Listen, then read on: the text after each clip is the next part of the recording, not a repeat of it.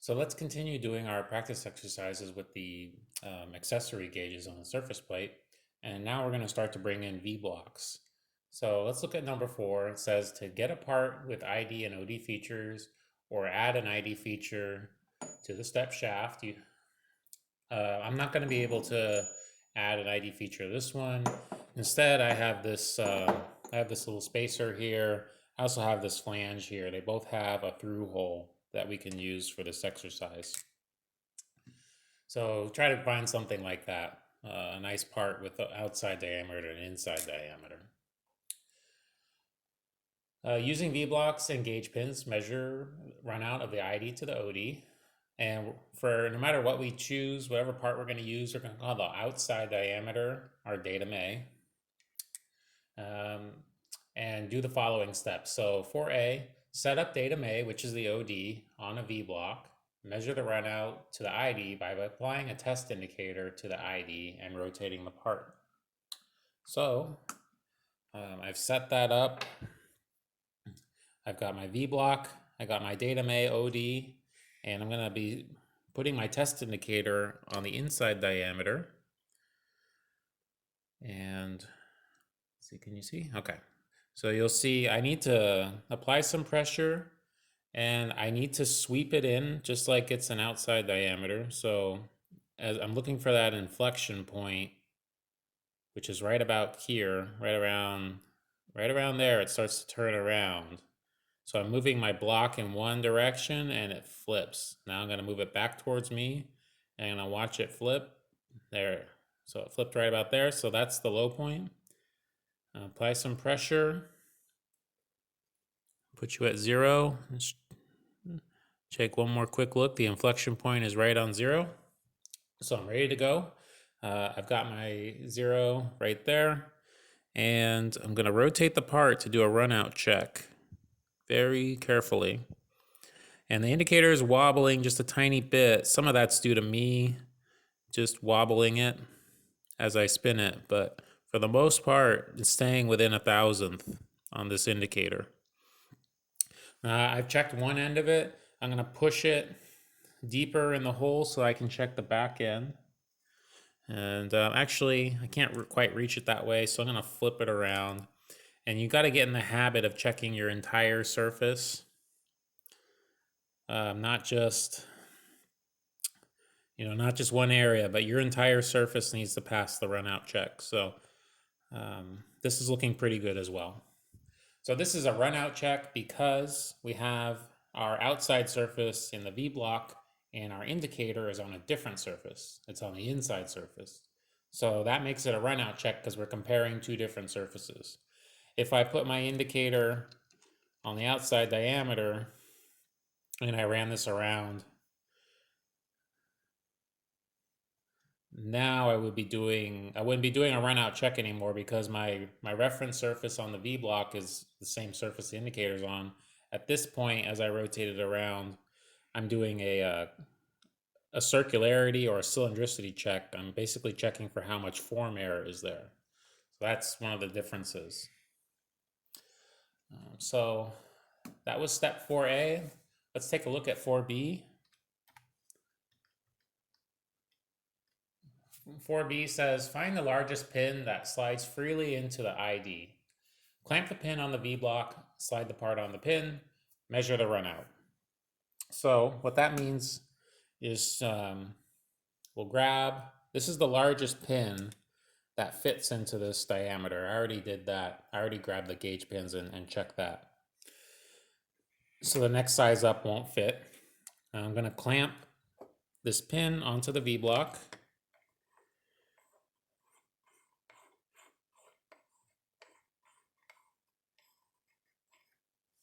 And I'm going to slide it back a little bit so we can see better. All right. Now that the pin's clamped on, I'm going to slide the part onto the pin.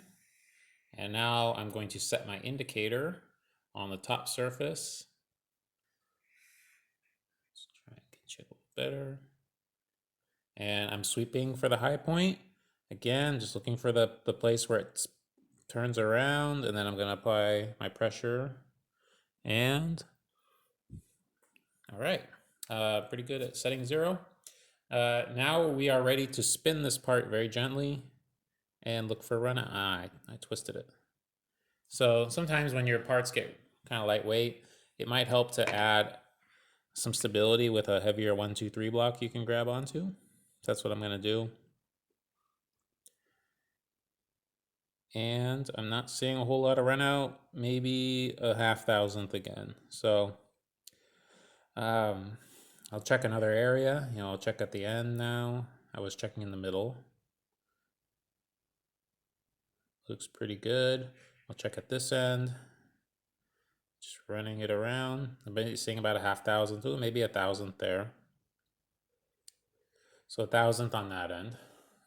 If you can't see on the monitor here, check out this camera feed. It's a little clearer. So one of the reasons I want you guys to practice doing both of these checks, there's some discussion about, when you have a datum surface and a runout check you need to do, which surface goes on the registration Vblock or pin. And some people are going to say, well, the datum should always go on the Vblock or the pin, and you should put your indicator on the other surface. And I think that's a good intention in many cases. Hopefully your print, whatever print you are using, is set up that way. But that's not always practical from a physical standpoint. It may be imbalanced. It may be too challenging to do it that way. So in this latest check, we say the outside datum is A, but we're registering the other surface on the pin. So it's, we're putting an indicator on the surface, and we're kind of taking the high points of the inside diameter. So it's kind of the opposite of what we did in the previous check, where we had the indicator on the inside surface. And like I said, there's some debate, if you have both options, which one should you do? Sometimes I really think you're forced into doing one or the other. In particular, I really like clamping down on a pin, sliding a part on, and then rotating it. It makes it very stable, very easy to work with. And you can do a lot of parts easily that way. You can take your next part, slide it on, and check it. If you're going to do a lot of parts, you do need to sort them by inside diameter size, and you may need to change the largest pin in here. But if they all have the same diameter, they're a tight tolerance diameter, and you can slide it on and do your checks and throw the next one on. So the main, one of the main differences between these two approaches, you've seen me in some of the parts we've looked at, especially the angle block. When you have chatter, on an inside surface, you have maybe an out of round condition on the inside surface. Sometimes your indicator will pick that up, and it'll be moving around a lot because of a poor surface finish, poor chatter, and necessarily you don't necessarily want that. So let me try to draw what I'm talking about. Move this out of the way. So let's say you have an outside diameter that you're going to register. You have a smooth outside diameter that was maybe made with a nice lathe cut. And then your inside diameter, maybe it has a lot of chatter and it's out of round. So when you go to put this on a V-block, you register the outside on a V-block, you rotate the part back and forth, and you have your indicator sitting here on the inside surface. As you rotate around, your indicator is going to be going left and right, picking up all this noise, all this surface finish. Now, if you flip it, if you say you're going to have your indicator on the outside and you're going to stick a pin on the inside, what that's going to do is it's going to pick up, the pin is going to pick up the highest points. And it will just sort of average out all of that noise, and you won't see it. It will spin pretty smoothly on the high points, and you'll get less movement on your indicator.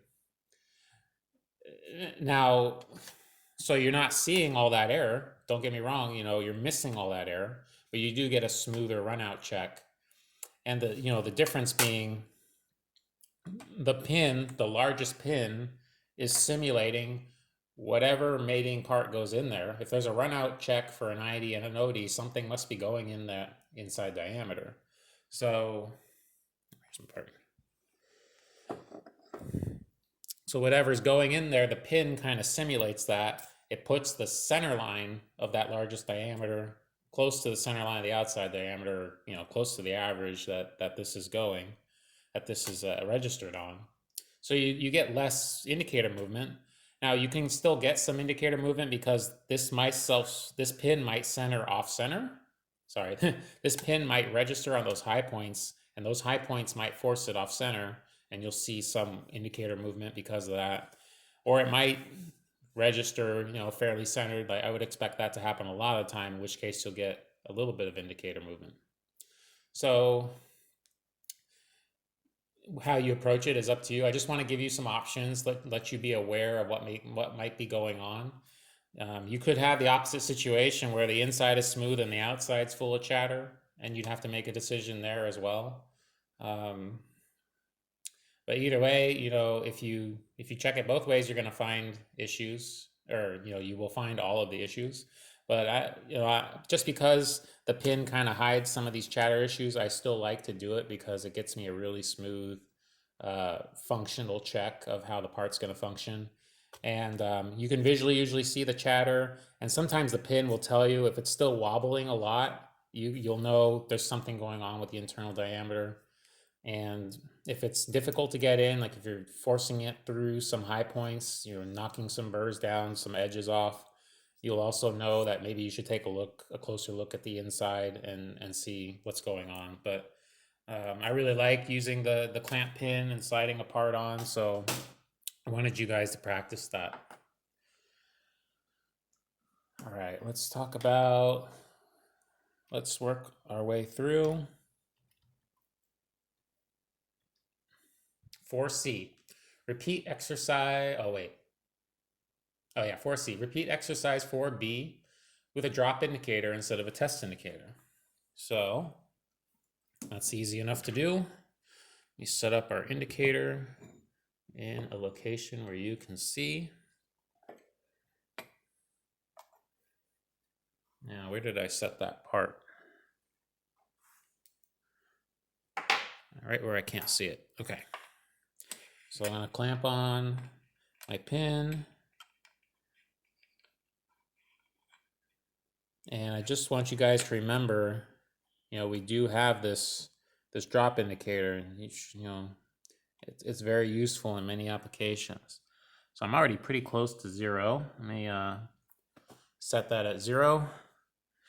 And then I'm just gonna rotate my part. And I'm not seeing very much movement. I'm only seeing, oops, I twisted it. Again, I mentioned how light this is. So I'm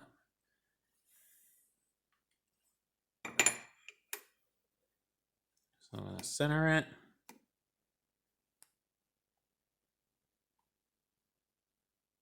Make sure my tip is tight. All right, and we rotate. And I'm just seeing a little bit of movement, maybe less than even a half a thousandth. You can move to different places and check it, different lengths of the diameter. You really should get in the habit when you have larger parts, check it a few locations along the axis. If a part is in print in one area but out of print in another area, it's not going to work. So you can't just assume it's all symmetric, it's all the same. There's taper. You've seen me identify taper in a few of these videos where one end's larger than the other. You can have stuff that's bent, and maybe on one side where it's not bent, it's running out great, and on the other end it's flopping all over the place, and your indicator is going crazy because it's bent. So you got to check all these locations. For chatter, you could have a nice smooth finish on one side and chatter on another. You could have a perfectly round feature, and then it slowly morphs into an out of round ellipse and off center in different manufacturing processes. So try to get in that habit. But and getting back on topic, I love using this drop indicator for a lot of things. This is one that's really easy to work with. You can just drop it on there, and get some quick runout checks and load your next part when you have to do a lot of parts. I think an indicator, drop indicator, is a great way to do it. Even just one part is something I like to do. The downside to a drop indicator, it's not always it's a lot easier to use a height gauge and check multiple places because you can slide that thing around easier than the drop indicator. So that's one of the trade-offs. All right. Let's move on to number 5. Number 5, set up PM-01 with datum A on matched V-blocks. Measure total runout of diameter 1.235 using test indicator, repeat with drop indicator. So I think there's a little error on this instruction on 1.235 diameter. I think I meant to use the 1.012. Let's take a look at that. So datum A, according to this drawing, is going to be these two diameters, and we're going to switch the assignment to measure the runout to 1.012. And we're going to be using a test indicator. So let me move my drop indicator out of the way.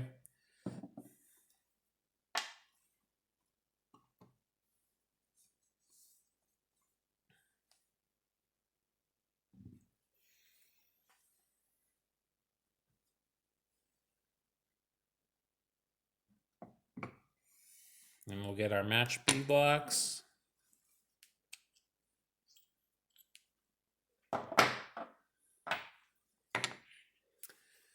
And we'll rest datum A across the match V blocks. And when you are using match V blocks, it's good to push down and, oh, my apologies. Let me switch to the second camera. So it's a good idea to push down and kind of twist this around to make sure that the V blocks are in line. You can force them into alignment. Get rid of any chips on there. All right, now we're going to be doing a runout check to this diameter. It's not on the print, we're just practicing. And again, I need to sweep and find the high point. So there's the high point, then I'll add a little more pressure and 0. Okay, and now we're gonna just spin this part very gently and watch the indicator movement. It's not moving very much at all. It's almost nothing. Maybe all those jumps are probably because surface finish is not so good, but say about 0.2 or 0.3. Gonna move to another point, and my indicator's not, my high point is at a different spot, but my runout is the same. So it looks like this diameter is running out true relative to datum A, but that it's tapered and that it's a little bit larger on this end than on this end. So let me check this end one more time. Yeah, I'm pretty much back at 0. A little bit less than 0 because I've moved. And yeah, I'm getting good runout, but a different size. So we can verify that with our caliper real quick. Check for a different size issue. 1.010, 1.019, 1.009. Check the top again. 1.010 and 1.010. So there's maybe a slight difference in some of the diameters, some areas of this part. It's pretty straight, maybe a little tapered. So that's how you use a match V-block set. And I actually wanted to show you guys, if you use a match V-block set on this part, it's very balanced. If you didn't have a match set, or you only had one of these diameters to work with, you're gonna have to hold it down with your thumb and try to twist it, which is not always the easiest thing to do, which is why I designed the part to use a match set. It can wobble a lot. You can really, it can make it challenging. You can adjust that by clamping onto it. Actually, there's 2 methods you could use. Clamping on it would be a second way. One way you could do it is just really grab onto it firmly, pushing down with your thumb, and then rock it through the indicator to see where you stop, and then rotate it 90 degrees, grab it, and rotate it again, grab it, rotate it, and check. So you're not getting that continuous feedback, but because you have to hold it and twist it at the same time, that sometimes is a little too difficult. But you do, if you do it at enough places, you can look for an issue and see if there's an out of round or taper or something like that. The other thing you can do, instead of pushing down, if it's a really heavy part or a part that's really hard to handle, you can clamp down and then you can let go of the part and relax your hands and drag it through, unclamp it, twist it, clamp it, and run it through. Keep doing that. And if you have a part that's a little off balance, still off balance, you might be able to like build a kind of a counterweight fixture out of 1, 2, 3 blocks and V blocks and such, and work with it that way. Unclamp, rotate, keep going. So I kind of designed this check to use the match sets so that it'd be a little easier to demonstrate. But a lot of parts you end up needing to do runout and concentricity checks on are imbalanced. And speaking of concentricity, as I've mentioned in some videos, it's no longer an appropriate GD&T term according to the 2018 revision that came out. ANSI or ASME, I can't remember, Y14.5. So going forward, engineers, designers should be no longer using concentricity. They should either be using true position or runout. Runout would be appropriate for diameters that need to be in line with each other and surfaces that have some moving component and rubbing during two rotations. So runout would be a good substitution for that. Position would be a good substitution for just features you want to be in line, but not necessarily rotating. But that's more of an engineering design function than for inspection. You have to inspect the symbol you have. So if you see a concentricity symbol, it's probably because the blueprint is referenced to an older revision, and in which case you can still do a runout check. In most cases, people will be fine with that. Otherwise, you'll have to bring out a CMM if you want to do a true concentricity check. So that's more of an aside, since I mentioned concentricity. But we'll keep moving forward. So 5B, set up the PM01 with diameter 1.012 on a Vblock. Measure the runout of datum A on both tens with the test indicator. So what this is saying,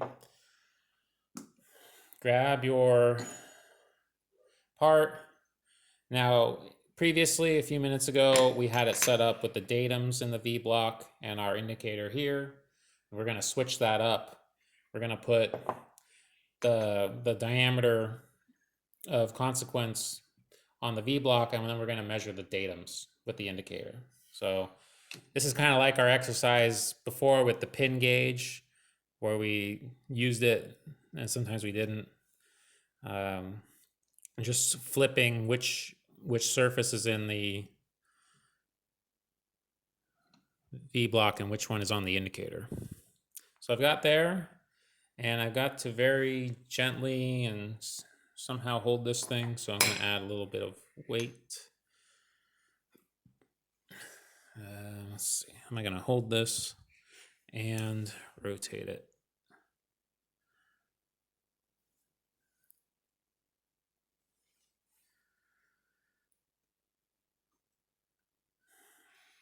Need to. There we go.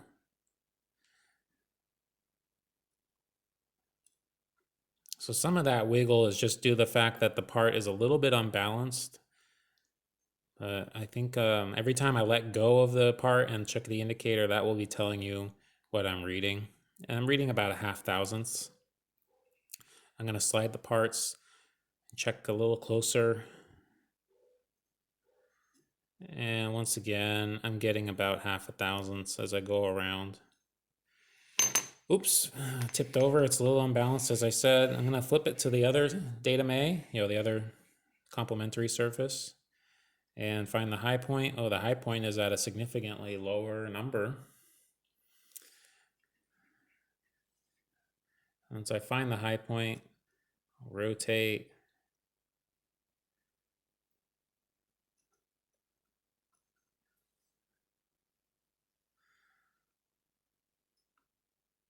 Okay. So unbalanced. It's just perfectly unbalanced slightly, but again, we're not getting a whole lot of indicator movement, maybe a thousandth. I know it looks like it's moving more than it really is. That's just me twisting it, but every time I stop rotating it and look at the dial, that's our measurement. Let me grab farther out and do one last check. Oops. See, it's very difficult to hold. Oh, I may have even bumped the indicator. So I'm gonna re-zero it.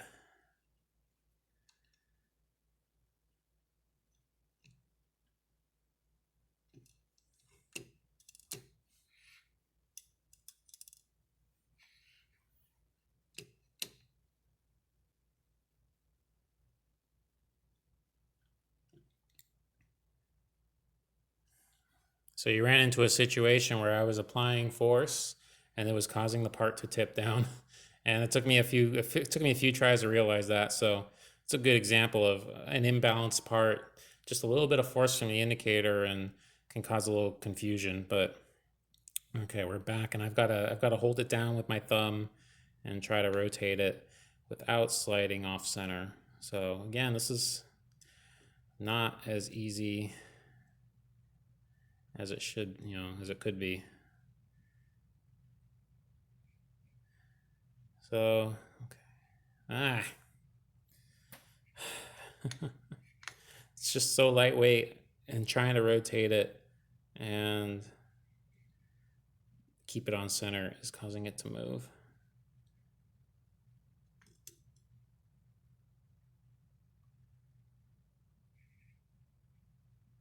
So one of the, I'm about to get, I'll just try to maintain contact. Nope, every time I try to maintain contact, it slides. I hope you appreciate this, my struggling, because it does happen even to the most experienced people. And this is kind of why I would prefer to do this with the match set. So I'm not seeing a whole lot of run out. Again, it's pretty consistent, but I did see a size variation, if you remember from a couple minutes ago. So my indicator on this end showed me a larger diameter, 0.755, 754, 754. On this end, I'm getting 749, 749. So even though these are supposed to be the same diameter, according to the print, this should be a continuous surface. That was the intention anyway. They're made at different diameters, so remarkably everything's pretty concentric, which is a little bit of an anomaly, but the indicator revealed there was an issue when we saw, checking it on this end and flipping it around, it wasn't zeroing at the same spot when it should. And normally I would check the diameters with a micrometer or with a caliper before I check the runout. We were just jumping straight into runout, so it's one of those situations where you just pay attention to what you're doing, and you can find problems you weren't initially looking for, and find out the true nature of everything on the part. All right, let's move on from that difficult setup. So 5C, set up PM01 with diameter 1.012 in a Vblock, measure cylindricity. So this one's going to be a little easier, not a whole lot easier, but it's going to be a little easier. I'm going to be able to, balance, hopefully a little bit easier. This last check we did was a runout check. Again, we had surface on the Vblock different than the surface on the indicator, and now it's the same surface. So we're doing a cylindricity check.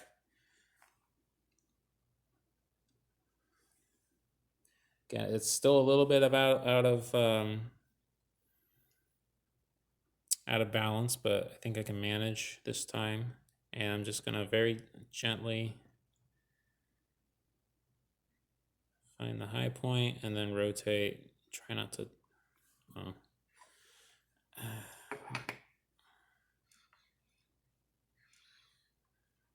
Still need to try and maybe anchor this down.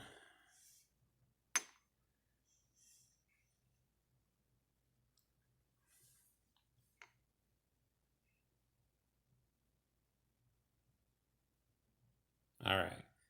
Hopefully all that extra weight doesn't cause it to move.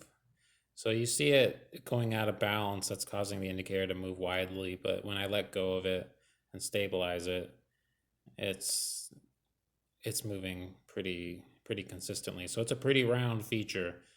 I'm going to do another diameter, or sorry, another location. Again, keep getting in the habit of checking multiple locations. Again, it's moving wildly because it's out of balance, but when I let go and stabilize it, it's not moving hardly at all. Less than a thousandth. I even didn't have it zeroed correctly, so if I zero it correctly, now it's looking pretty good. So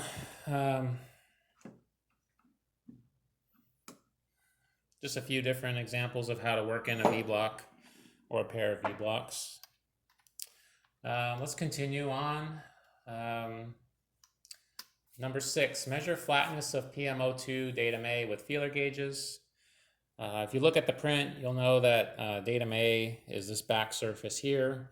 And I did this surface in the training video and it was actually really smooth. So I brought out another part to use. There it is. So I'm gonna use my feeler gauges on this, and it's a very lightweight part. I'm gonna apply a little bit of force. You really shouldn't do this, but I don't want to struggle with this. Might be causing a little bit of a deformation in my part, but it's so lightweight. I want to apply just a little bit of pressure, and let's see what kind of error it has even with a block on top of it. So I'm going to start with my smallest shim, my 0.015 shim, and let's see if I can get it.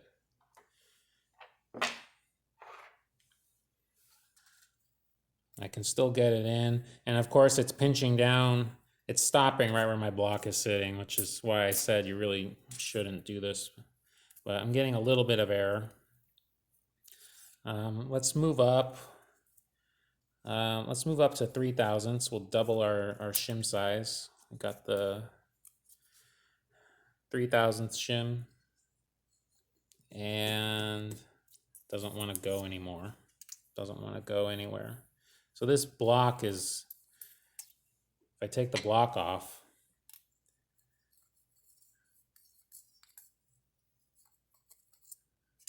let's see. Actually, maybe the part's a little better condition than I thought. Flip it around. Yeah, even the 3 thousandths isn't going. Let's check the 1.5 again.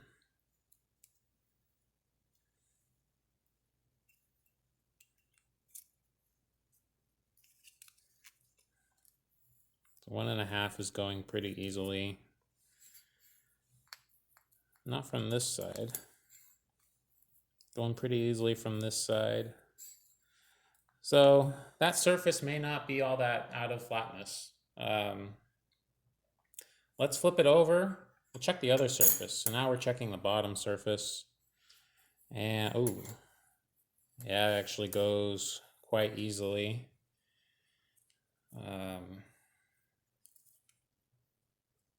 Let's try a 10 thousandth because it's quite a large amount of error. Yeah, even the 10's going. So in some spots, yeah, this one's going smoothly. So it looks like it may be a little potato chipped, and I can keep going. We'll do one more size up. We can keep going until we find the biggest one.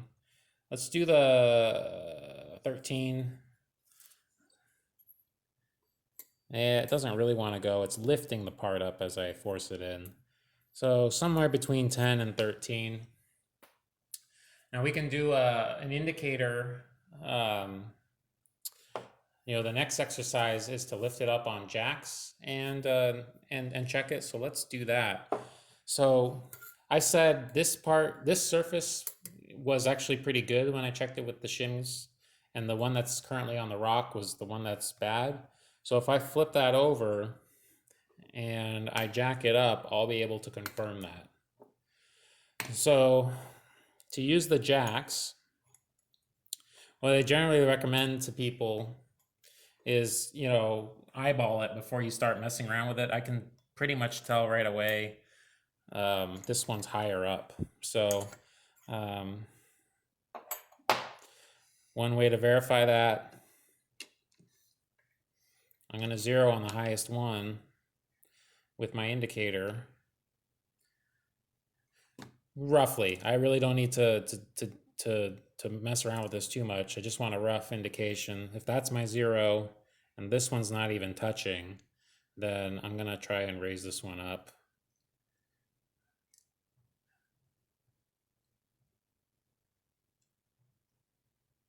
Okay, I mean we're in the ballpark of those two together. I'm actually gonna pull these jacks out.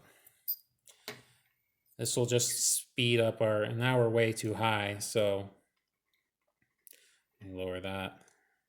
Don't make, when you're looking at these, this head is free to pivot, but this lower body is what lowers up and down. And there's a nut here that will help you lock it. So you may need to loosen it so that you can lower it down. Okay, now we're gonna have to raise it up because we're rocking on the rock here.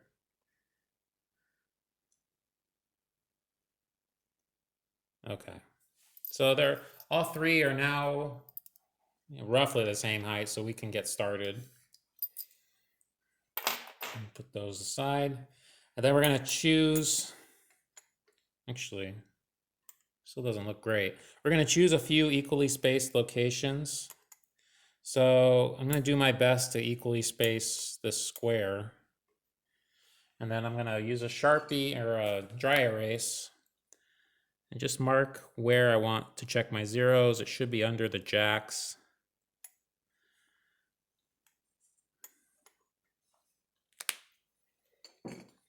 Now we're ready to bring in the indicator. And with the indicator, before I even get started, I'm gonna verify, can I actually reach everything? And I feel like I'm running shallow on this side. I've got the height gauge almost sliding off. So I'm gonna shift everything a little bit better. Okay, I feel like I can get everything now. So let's just get started with our zeroing process.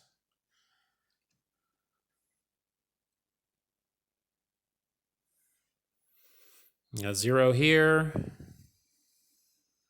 Okay, we went up quite a bit. Let's check the last one before we start messing around with anything. Oh, we went down about the same. Usually I work with the worst one, but the two worst ones were not so bad.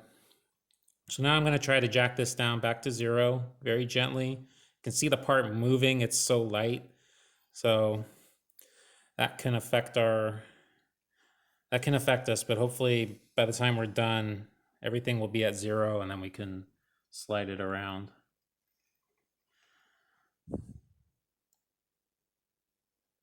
Okay, and every time we change one of these, it affects the orientation of the others. So we're gonna have to go in a circle and keep checking around. See how much this one has changed? So I need to probably raise this one. And you see it's twisting again. That's not helping our cause, but it's unavoidable. Such a lightweight part.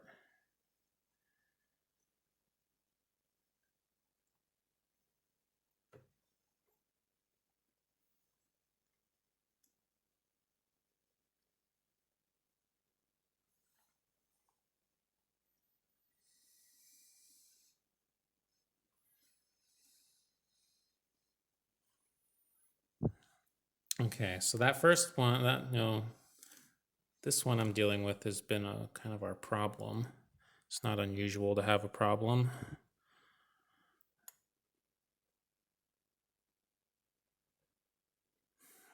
You know what? I think I'm gonna raise them all up a little bit and restart this process, because I think it's just a little too unbalanced when it's that low. All right, so apologize for struggling. Don't work with jacks every day, and I think it's useful to leave these struggles in the videos so you can see what to do when you run into issues.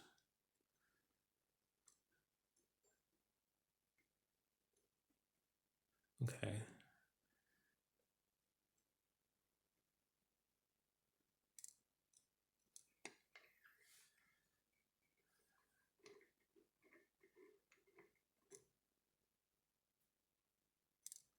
All right, they're roughly at 0. Let's try this again.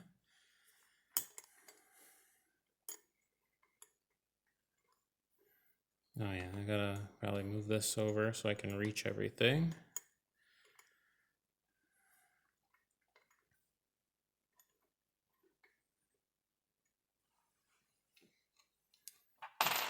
And let's do this one more time. All right, 0. Wow. Close to 0. And there we go. One we got to adjust. So hopefully this one goes a little easier than last time.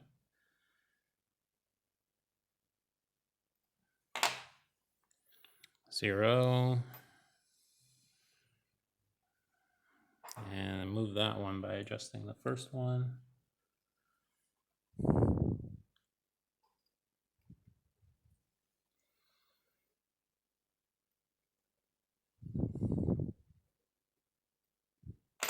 Zero.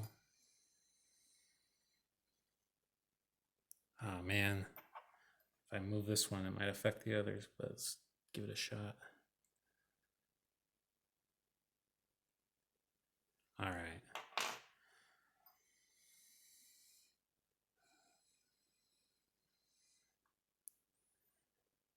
All right, we still got a slight error. We're really close. I might just call it so we can move on. There we go. After this one, if it hopefully didn't change. 0. All right, I'm gonna call that 3 zeros. So with 3 zeros, we have a perfect reference plane to compare the rest of the part to. So I'm gonna run this indicator and look for the lows and the highs. I'm at about -2. Ooh, now I'm at -6. And now I'm going, haven't gone plus yet. Oh, now I'm going +1, +2, +3. No, still +2. Now +3, +4, and swinging back. And ooh, +4 again, and back to 0. So I got -6 to +4. My TIR would be then 10 thousandths of indicator across that outside that I checked. So again, that was the side that had a lot of issues. And with our shims, we saw it, and with the indicator, we get a decent reading. It's going to be a little too difficult for me to get past the holes into the middle, but you would want to check everywhere if you can. Let's see if I can without bumping it.